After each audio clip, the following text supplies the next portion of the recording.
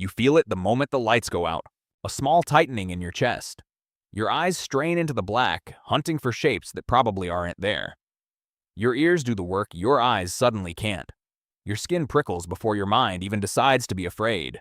Why does something as ordinary as darkness still make your entire body go on alert? For nearly the whole span of human history, that feeling wasn't a flaw. It was the only thing standing between you and a predator you couldn't see. For roughly 2 million years, the sun going down didn't mean bedtime. It meant the start of the most dangerous hours of your day. Here's the part most people get wrong. They treat fear of the dark like a glitch, a leftover bit of childhood superstition that grown adults should simply outgrow. But the research tells a very different story, and it starts with something strange that anthropologists noticed about how hunter-gatherers actually sleep. David Sampson, a researcher who has spent years studying sleep among the Hadza of Tanzania, one of the last hunting and gathering societies left on Earth, tracked their nighttime activity using small wrist monitors called actigraphs, devices that record every tiny movement through the night. What he found surprised almost everyone. The Hadza were almost never all asleep at the same moment. Across an entire night, there were only a handful of scattered minutes where every single person in camp was unconscious at once. Someone, somewhere, was almost always awake. Not because of insomnia, because evolutionarily speaking, someone had to be. Researchers studying this pattern have proposed that human sleep didn't evolve to be one long, synchronized shutdown. It evolved to be staggered, fragmented across a group so that at any given hour of the night, at least one set of eyes stayed open in the dark. Think about what that actually means. Your ancestors weren't fearful because they were weak. They were fearful because fear kept watch when logic and daylight couldn't. Now layer the predators on top of that. Lions, leopards, hyenas. Every one of them sees better at night than you ever will, and the reason comes down to a small structure behind their eyes called the tapetum lucidum, a mirror-like layer that bounces light back through the retina a second time, giving nocturnal hunters almost double the usable light your eyes can gather. The moment the sun drops, you're working with a fraction of the information a predator has. That gap between what you can sense and what's actually moving out there is precisely the space fear was built to fill. Anthropologist Carol Worthman spent decades studying sleep across different cultures, comparing how people rest in societies with solid walls and locked doors against societies with neither. Her work found the same pattern again and again, from rural villages without electricity to communities living in open-sided shelters.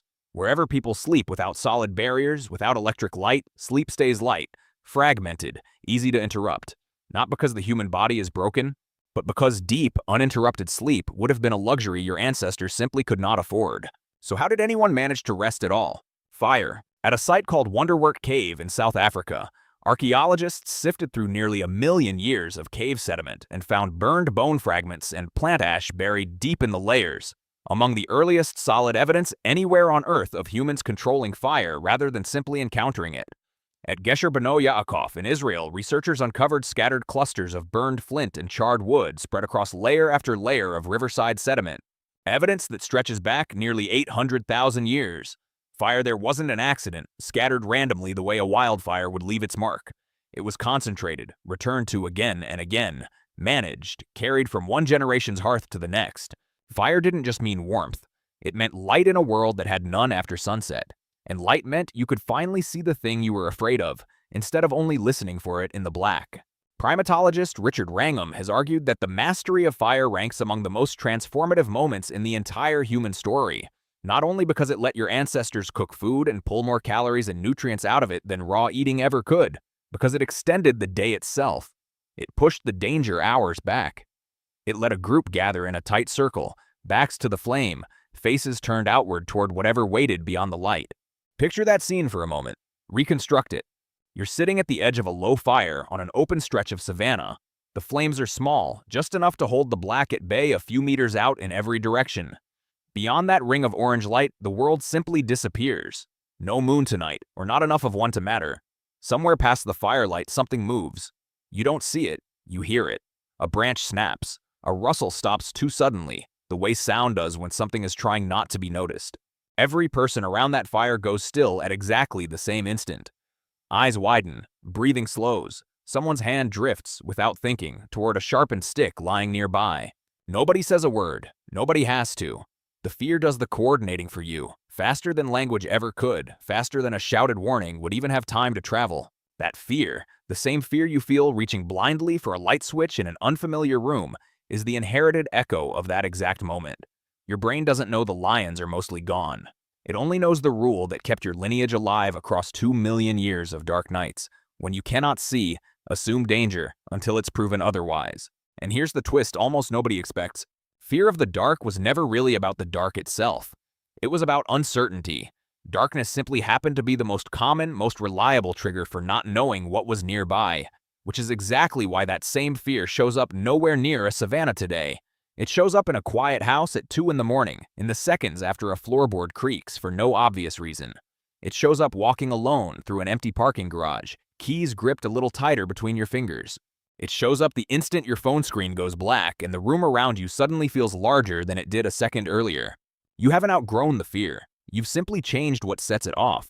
Worthman's cross-cultural research uncovered something else worth sitting with. In communities with constant access to electric light, sleep grew longer, deeper, and far more consolidated almost as soon as the lighting changed, sometimes within a single generation. Not because the human body suddenly evolved overnight, because for the first time in 2 million years, darkness stopped being unpredictable. Humans eventually built a fire that never burns out and simply gave it a different name: electricity. Even the history of street lighting carries that same instinct forward. Cities didn't light their streets for beauty. London's earliest curfew bells once ordered residents to bank their hearth fires by nightfall, and centuries later, gas lamps were strung through city streets specifically to push back the dark hours when crime and danger felt closest. The reasoning never really changed. Only the technology did. But the old wiring is still in there, running quietly underneath all of it. That's why you still glance into the closet before closing the bedroom door. Why you still leave a hallway light burning through the night, just in case. Why a horror movie can spike your heart rate, even though some calm, rational part of your brain knows perfectly well that nothing in that dark hallway on screen is real. You're not imagining a threat out of nowhere. You're running a program written by every single ancestor who survived long enough to pass it down to you. And you only exist today because somewhere back along that line, across countless nights you will never know about, the fear worked. It was the difference between a heartbeat that quickened in time and one that didn't quicken at all. So the next time the lights go out and that small tightening hits your chest, you don't have to fight it. You can recognize it for exactly what it is. That feeling is the same one that gathered a group around a fire on an open savanna. Hundreds of thousands of years before anyone wrote a single word of history down. It kept watch in a world with no light switches, no locked doors, no certainty at all about what was waiting just past the edge of the firelight. You feel it the moment the lights go out, and it isn't a flaw at all. It's 2 million years of survival, quietly, faithfully, still doing its job.